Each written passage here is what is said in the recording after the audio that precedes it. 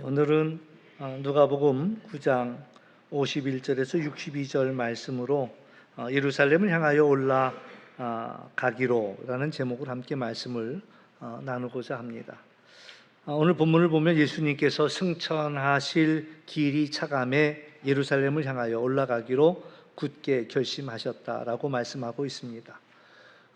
우리가 이제 잘 아는 바로 예루살렘이 의미하는 바는 예수님께서 우리를 위한 구속의 열정을 완성하는 자리가 바로 이제 이 예루살렘이죠. 나사렛에서 예루살렘으로 가는 그 여정 가운데에는 사마리아 땅이 있습니다. 근데 이 사마리아 땅은 유대인들이 생각할 때는 이제 상종하지 못할 그러한 사람들이고 밟고 싶지도 않은 땅이 바로 이 사마리아 땅입니다. 왜냐하면 이스라엘이 이제 멸망하게 될 때에 남유다와 북이스라엘로 나누어져 있었는데 먼저 이제 북이스라엘이 아수르의 침략을 받고 멸망하게 됩니다. 그때 이제 아수르 사람들의 정책은 뭐였냐면은 그 북이스라엘 사람들과 혼혈 민족을 만드는 게 목적이어서 아수르 사람들을 북이스라엘 땅에 풀어놓으면서 그들로 하여금 이제 혼혈 민족을 이루도록 했던 일들이지요. 요즘도 이제 그것이 무의미해졌습니다만은 뭐 우리나라에도 외국인이 많이 들어와 있고 또 외국인과 결혼하면서 이제 많이 이제 달라졌습니다. 그리고 또 한때는 우리 민족을 뭐 단일 그 혈통의 국가라고 이야기했지만 또 여러 가지 반증들이 사실 우리가 단일 혈통은 아니다라는 이야기도 많이 나오고 이제는 뭐 외국인들이 우리나라에 많이 와 살다 보니까 또 이제 이 외국인들과 결혼하는 그런 일들이 많습니다. 그럼에도 불구하고 혼혈하는 그런 가족들을 이제 또 여전히 그 곱지 않은 그러한 신선들이 우리에게 남아 있죠. 이제 지금도 그러니 그 옛날에 사마리아 사람들이 아수르 사람들과 더불어서 혼혈 그 민족이 되었을 때에 얼마나 유대인들이 이스라엘 사람들을 또 이 사마리아 사람들을 멸시했는지, 그러니까 아예 상종할 생각을 말을 섞을 생각을 아예 하지 않았다. 그래서 일부러 그 갈릴리에서 예루살렘으로 가고자 한 일이 있을 때마다 이 사마리아 땅은 밟지 않기 위해서 일부러 요단강 저 건너편 요단 동쪽으로 돌아서 그리고 이제 예루살렘으로 가곤 이렇게 했단 말이죠. 그런데 어떤 이유인지는 모르지만 뭐 여러 가지 이유가 있을 수 있겠습니다만은 예수님은 이 사마리아 땅을 지나가려고 사자들을 보내서 준비를 시켰지요. 그러나 이제 예수님이 예루살렘으로 가고 있다라는 것을 사마리아 사람들이 알고는 예수님을 그곳을 지나가는 것을 허락하지 아니하는 거예요. 그러니 제자들이 마음속에 화가 났죠. 언짢아졌죠. 그러니까 예수님께 이야기합니다. 이제 뭐라고 얘기했냐면은 예수님, 우리가 불을 명해서 하늘로부터 내려 저들을 멸하라 할까요? 라는 질문을 던지는 거예요. 그러니까 자기들을 거절했다는 것에 대해서 매우 감정이 상했지요. 분노가 치솟았고 정말 할 수만 있다면 이 동네를 불사르고 싶다. 뭐 이 정도까지 분노하는 거예요. 그러니까 자기들이 불을 명해서 하늘에서 불이 내릴. 그러니까 뭐 그것은 이제 엘리야가 그 제단을 태울 때 불이 내려왔던 일들이라든가 또 그 밖에도 또 50명의 그러한 군사들이 찾아왔을 때에 엘리사가 명해서 그 불로 태워 죽였던 뭐 그런 일들이 배경을 가지고 있습니다만은 아무튼 이 마을을 불로 심판해 버릴까요? 이렇게 이야기한 거죠. 이들을 심판해야 되고 또 정죄해야 된다. 어디 감히 예수님을 거부해? 뭐 이제 이것들이 이제 마음속에 있는 거예요. 그러니까 우리가 잘 알다시피 야고보와 요한은 형제인데 한 성격했거든요. 그래서 예수님도 이 한 성격하는 형제들을 향해서 별명을 붙여줬습니다. 보아너게, 우레의 아들이라는 별명을 붙여주셨습니다. 우리들도 마찬가지예요. 때로 내 생각하고 다른 사람들을 만날 때, 내가 하려고 하는 일을 누군가 가로막을 때, 또 거절할 때 마음을 이렇게 감정을 다스리기가 쉽지 않다라는 이야기죠. 예수님이 지나가시겠다는데 감히 지들이 뭐라고 환영은 못할 망정 왜 막아?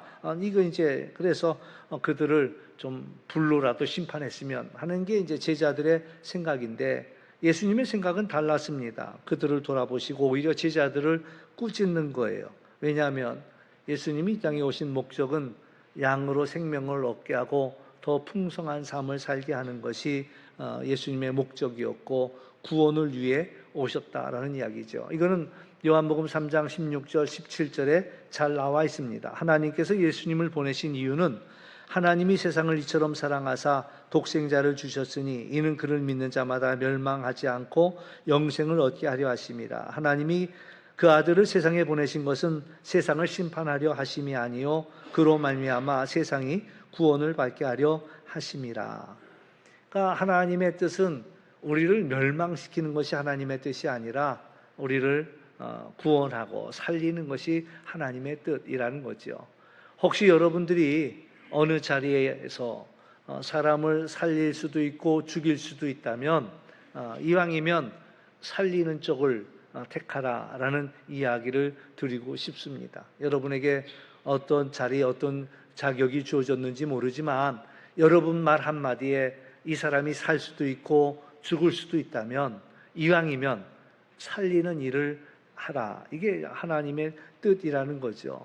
그러니까 예수님께서 이 거절로 인하여서 마음이 상하는 그런 제자들, 얼마든지 그들을 징벌하고 한번 본때를 보여줄까? 한번 이거 해봐? 이런 생각이 들 수도 있겠지만 하나님의 생각은, 그러니까 예수님은 하나님의 생각을 해본 거예요. 하나님의 마음을 헤아린 거예요.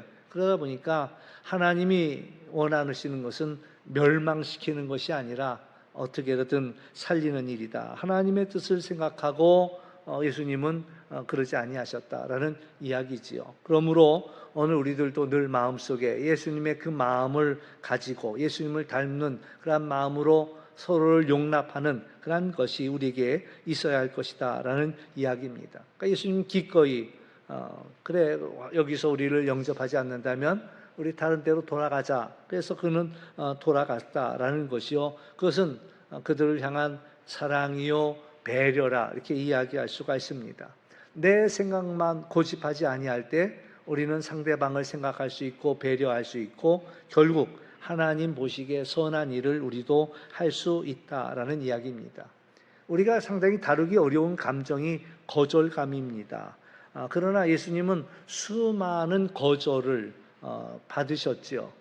이 땅에 오셨지만 이 땅의 주인으로 이 땅에 오셨지만 사람들이 예수님을 영접하지 않았습니다. 고향 땅에서조차 예수님을 인정하지 않았어요. 저거 요셉의 아들 아니야? 라고 이야기하면서 또 오히려 예수님을 낭떠러지 밑으로 밀어버리려고 몰아세웠던 그런 일들도 있었습니다. 우리가 지난주 본문에도 보았지만 예수님이 폭풍을 지나서 거라사인의 땅에 가서 그들을 구원하기 위해 찾아갔지만 이 돼지가 죽는, 이 몰살하는 이 모습을 보면서 사람들이 두려우니까 우리 동네를 떠나라고 요구했고 예수님은 아무 소리 하지 아니하고 발길을 돌려서 돌아왔던 그런 일들도 있다라는 거죠. 예수님이 이 땅을 사시는 동안 예수님이 거절당했다고 한다면 우리들도 예수님 때문에 거절당하는 일이 있고 환영받지 못하는 일이 있다 할지라도 예수님도 거절했다면 우리도 거절받는 거 우리가 당연하게 생각할 필요가 있겠고요. 하나님을 바라보면서 우리가 하나님의 은혜를 구할 필요가 있다라는 이야기입니다. 지난 금요일 밤에 시편 123편 말씀을 나누었는데 거기에 보면은 123편 4절에 안일한 자의 조소와 교만한 자의 멸시가 우리 영혼에 넘치나이다. 시편 기자가 하나님 앞에 탄식하는 거예요. 안일한 자들, 안일한 자라는 것은 그러니까 어렵지 않게 사는 사람들입니다. 또 요즘 말로 표현한다면 금수저들이에요. 한 번도 어려움 당해보지도 않고 모든 일들이 다 자기들의 뜻대로 되고 그러니까 이제 안일하게 사는 사람들이 된 거죠. 이 안일한 자들이 예수 믿는 자들, 하나님의 뜻대로 사는 자들이 어려움 당하는 걸 보면서 그들을 조소하는 거예요. 비웃는 거예요. 왜 그렇게 살아? 왜 그렇게 뺏기 못해? 라는. 그리고 교만한 자들이 멸시를. 그러니까 하나님, 이 안일한 자들의 조소와 교만한 자들의 멸시가 내 영혼에 넘칩니다 라고 이야기하면서 나는 주님만을 바라보겠노라 이야기하고, 또 기도하기를, 하나님 우리에게 은혜를 베풀어 주소서, 은혜를 베푸시고 또 베풀어 달라고 그는 기도하고 있다라는 거죠. 오늘 우리가 이 땅을 살아가면서도 때로는 사람들이 우리를 조롱하고 또 우리를 멸시하고 우리를 무시할 때에 우리에게 있어야 할 것은 하나님의 은혜라는 사실이고요. 그 하나님의 은혜는 뭐냐라고 이야기한다면, 그것은 다윗이 내가 사망의 음침한 골짜기를 다니지만 해받을 것을 두려워하지 않습니다. 그것은 하나님이 나와 함께 하심이라 했던, 우리가 받을 수 있는 가장 큰 복은요, 하나님이 우리와 함께 하시는 겁니다. 우리가 어떤 환경에 놓여졌든 상관없이 하나님이 우리와 함께 하실 때 사망의 음침한 골짜기를 지나간다 할지라도 우리는 해받을 것을 두려워하지 않을 수 있다는 거예요. 세상 사람들이 조롱하고 뭐라고 떠들든 상관없이 하나님이 우리와 함께 하신다면 얼마든지 조롱해도 우리 눈 하나 까딱하지 아니하고 우리의 마음이 요동하지 않을 수 있다라는 거죠. 그러니까 하나님이 나와 함께 하시는 그 은혜를 구하는 여러분이 되시기를 주의 이름으로 축원합니다. 또 오늘 본문에 보면은 또 하나 이제 세 가지 이야기가 나오는데, 예수님이 제자들을 향하여 하시는 말씀이에요. 이제 첫 번째 경우는 한 사람이 예수님에게 나와서 내가 예수님을 따르겠다라고 고백을 합니다. 마태복음에 의하면 그 사람은 서기관이요 율법학자라고 이야기할 수가 있는데, 그런데 예수님이 대답은 그렇습니다. 여우도 굴이 있고 또 공중의 새도 집이 있지만 인자는 머리 둘 곳이 없다라고 대답하시지요. 아마 서기관의 생각에는 그런 생각이 들었던 것 같아요. 남다른 촉이 있는 거예요. 내가 예수님만 따라간다면 이제 이 모든 문제가 잘 될 거다. 고생은 끝나고 희망이 시작이 될 거다. 이런 생각이, 예수님만 따라다닌다면 내 모든 인생이 이제 달라질 거다. 왜? 죽은 자를 살리는 것도 봤지요. 또 오병이 얽고 기적을 일으키는 것도 봤지요. 또 병든 자를 고치는 거 봤지요. 하나님의 말씀 전하는 권세 있는 말씀을 봤죠. 폭풍우도 잔잔케 하지요. 귀신도 쫓아내지요. 이런 예수님을 보면서 내가 예수님만 따라다닌다면 뭔가가 우리 인생이 확 풀릴 거야 라는 생각을 하고 내가 예수님을 따라가겠습니다라고 찾아온 거예요. 그러니까 예수님이 공중에 여우도 굴이 있고 공중의 새도 지분이 있지만 인자는 머리 둘 곳이 없다. 그 메시지 성경에 보면은 내가 호텔에서 자는 줄 아느냐 이렇게 이제 번역까지 해놨어요. 그러니까 내 삶이 그렇게 편안하고 안락하고 모든 만사 형통할 것 같으냐 이렇게 이야기하는 거죠. 그러나 예수님은 머리 둘 곳도 없다라는 이야기를 하면서 뭔가 기대를 하고 오는지 모르지만 내게는 그런 게 없다. 그러니까 조금 전에도 우리가 바로 이 본문 전에도 사마리아 땅에서도 거절당한 이가 예수님이시지요. 그래서 예수님을 따른다라는 것이 의미하는 바는 그런 모든 것들을 다 내려놓는 것. 제자가 된다라는 것은 모든 것들을 내려놓는다는 것을, 물론 하나님 나라에서 하나님이 우리에게 주실 보상은 있지만 그건 나중에 하나님께 맡기는 문제고, 이 땅을 살아가는 동안 우리가 이 모든 것을 내가 누리리라라는 생각은 내려놓고 오히려 주님을 따른다는 것, 이 땅에서 주님을 따른다는 것은 희생하고 섬기는 삶이다라는 이야기를 말씀해 주시는 거죠. 또 두 번째 경우는 이런 경우입니다. 예수님이 이 사람은 자기가 예수님 따라오겠다고 했을 때 예수님이 그렇게 말씀하셨던 거고, 예수님이 너는 나를 따라오너라. 이제 어떤 사람에게 또 그렇게 말한 거, 너는 나를 따라오너라. 그랬더니 그이는 또 이제 그렇게 이야기하는 거죠. 내가 예수님 따르겠습니다마는 아버지를 장사하고 난 후에 그리고 나서 따라가겠다라는 그런 이야기예요. 사실 이제 이 본문, 이 두 번째, 세 번째, 또 첫 번째도 마찬가지예요. 사실은 앞뒤 문맥을 갖고 이해하려고 하면은 이 이야기가 조금 어렵고 오해도 되고 이런 어려움이 있습니다. 그러나 그 앞에 있는 이야기들을 떼놓고 예수님이 하신 말씀만 생각해 본다면은 예수님이 말씀한 취지를 우리는 분명하게 알게 되고, 그리고 나서 이제 앞에 이야기랑 연결해 보면은 그것까지 할 수 있겠느냐라는 그러한 질문으로도 우리는 받을 수 있는데, 오늘 예수님께서 너는 나를 따라오너라라고 이야기했을 때 이의 대답은 예수님의 이제 이야기는 그거예요. 제자는 나를 따라오는 거야. 근데 이 얘기는 뭐냐면 예수님 따라가겠지만 아버지 이제 돌아가시고 난 다음에 뭐 여러 가지 이유는 있을 수 있습니다. 아버지를 공경하려는 하는 마음도 있을 수도 있겠고, 또 하나의 또 다른 이유는 또 생각해 본다면은 아버지의 유산 좀 받고요. 뭐 이렇게 생각할 수도 있겠고, 뭐 아무튼 여러 가지 이유는 될 수 있겠어요. 그러나 오늘 예수님이 말씀하고자 하는 것은 하나님 나라를 전파하도록 부름받은 사람들은 즉시 응답해야 된다라는 이야기를 하고 있는 겁니다. 그래서 맥시멈, 그 부모의 죽음까지도 기다릴 것이 아니라 죽은 자의 일은 죽은 자에게 맡기고 너는 지금 즉시 하나님 앞에 응답해라 라는 이야기를 하고 있다라는 거지요. 그래서 하나님의 부르심 앞에 우리는 즉시 하나님 나라의 복음을 전하기 위해서는 모든 문제는 다 이 영적인 일이 아니라면 죽은 자는 죽은 자의 일에게 맡겨놓고 우리는 예수님을 따라야 되겠다라는 이야기를 해주고 있는 것이고요.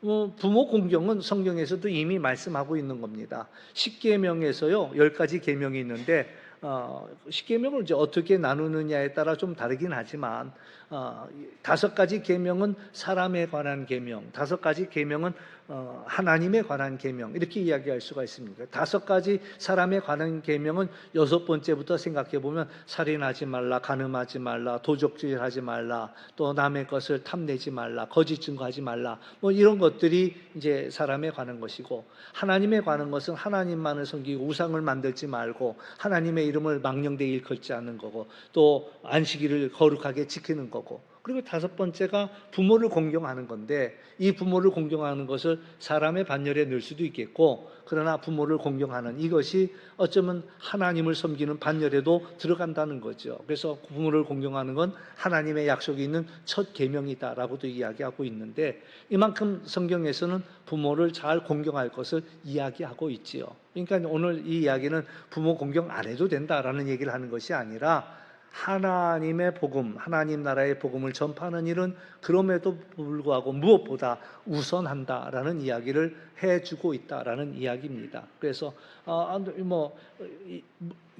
부모님이 이것 좀 달라 그럴 때 그거 하나님께 바쳐진 겁니다, 고르반 되었습니다라고 하면서 하나님 핑계를 대면서 이 마땅히 해야 할 의무를 소홀히 해서는 안 된다라고 예수님은 가르치셨거든요. 그러니까 마찬가지예요. 그러니까 부모 공경을 안 해도 된다는 얘기를 하려고 하는 것이 아니라, 그럼에도 불구하고 하나님 나라를 전파하도록 우리가 부름을 받았을 때에 그건 무엇보다도 우선하는 순위가 된다라는 말씀을 하고 있다라는 이야기죠. 또 3번째 이야기도 마찬가지입니다. 이번에는 다른 사람이 찾아왔어요. 내가 예수님 따르겠습니다. 예수님 따르지만 형제들에게 좀 작별 인사는 좀 해야 되겠습니다. 또 예수님께서 또 뭐라고 말씀하시냐면은 손에 쟁기를 잡고 뒤돌아보는 자는 하나님 나라에 합당하지 않다라고 이야기하죠. 이것도 오해하면은 아니 그 예수님 따르겠다고 그 가족하고 작별 인사도 못하게 하냐고 이렇게 이야기할 수도 있지만, 이것도 역시 뒤를 먼저 생각한다면 쟁기를 잡은 자는 뒤돌아서지 않는 것이 그게 하늘나라를 따르는 그런 삶이다라는 이야기를 하는 거예요. 우리가 하나님 나라를 또 그 뜻을 따르려고 할 때 제일 어려운 문제는 마지막에 생각해 보면 그건 가족의 문제입니다. 가족 생각을 하면 이 생각 저 생각에 그 하나님의 뜻을 따르는데 때로는 충돌하고 갈등이 생기고 이런 문제가 생기거든요. 그러니까 여기서도 우선순위는 쟁기를 잡았으면, 하나님 나라를 향하여 쟁기를 잡았으면 그러면 앞만 보고 나가야 된다라는 그런 이야기지요. 쟁기질하는 건 우리에게 익숙하지 않습니다. 근데 이제 저는 쟁기질하는 걸 한번 봤고 한번 잡아봤어요. 소가 끌고 가니까 쉬울 거라 생각을 했는데 그것도 쉽지 않더라고요. 왜냐하면 앞으로 끌고 가는 건 소지만 뒤에 쟁기 잡은 사람은 그걸 꾹 눌러줘야 돼요. 그러니까 겨울 내내 땅이 딱딱하게 굳어져 버린 것을 갈아엎으려고 한다면은, 그래서 이제 쟁기를 걸고 소에다가 쟁기를 걸. 또 처음에 강원도 영월에 목회 나갔는데 거기서 제가 또 충격을 한번 받은 게 뭐냐면은 소에다가 쟁기를 거는 게 아니라 사람한테 쟁기를 걸더라고요. 사람한테. 왜냐하면 강원도 돌밭이다 보니까 웬만하면 경운기로 그냥 밀어버리죠. 제가 그랬는데 안 된다는 거예요. 돌이 많이, 강원도 땅에는 돌이 많아갖고 괜히 기계 들여놨다가 기계 다 망가지고 위험한. 근데 소가 해야 되는데 소가 들어가서 쟁기질 하기에는 넓지 않으니까 사람 어깨에다가 쟁기를 매갖고 사람이 앞에서 끌면 이제 뒤에서 쟁기를 밀고 이러는 거예요. 근데 이제 저도 한번 해보겠다고 쟁기를 잡아봤는데 뭐 그냥 저절로 가는 게 아니라 내가 꾹 눌러야지 땅이 뒤집어 퍼지는 거니까 이것도 쉬운 일이 아니더라 말이죠. 근데 막 제가 하는 게 막 삐뚤빼뚤 가는 거예요.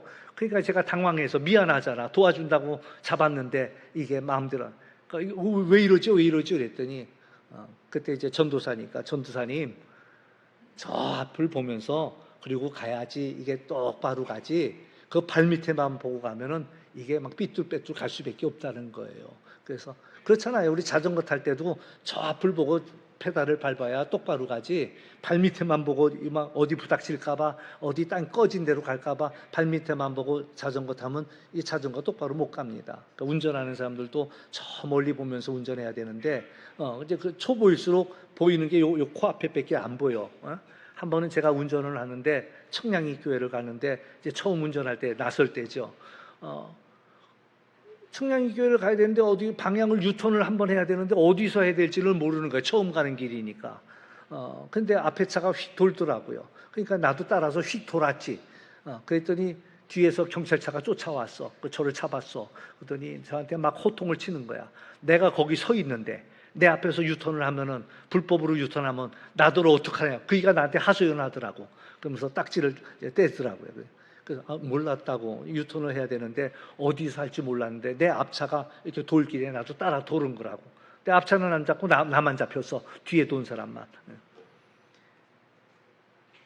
운전 잘하는 분은 저 멀리까지 보더라고요. 저 앞에 경찰이 있나 없나 보고. 근데 초보니까 멀리까지 못 보는 거야. 코앞에만 보다가 앞차 따라 돌다가 그런 일을 봉변을 당했죠. 그러니까 멀리 봐야 우리의 발걸음이 흔들리지 않는데 코앞에만 보고 있으면 요동할 수밖에 없는 거죠. 오늘 예수님이 하신 말씀은 쟁기를 잡은 자는 저 그 앞만 보고 가야지 뒤에 보고 여기 보고 이러다가는 그 쟁기질을 제대로 할 수가 없다라는 거예요. 오늘 하나님께서 하시는 말씀은 비록 이제 가족이 되고 또 형제가 되겠지만 가장 우리가 어려운 문제, 신앙생활하면서 가장 어려운 문제는 다 잘 넘어가다가도 가족하고 갈등이 생길 때, 또 문제가 생길 때, 그때 우리가 또 흔들린다는 거죠. 그때 예수님이 하신 말씀은 쟁기 잡은 자는 앞만 보고 나가야 한다라는 이야기를 우리에게 들려주고 있습니다.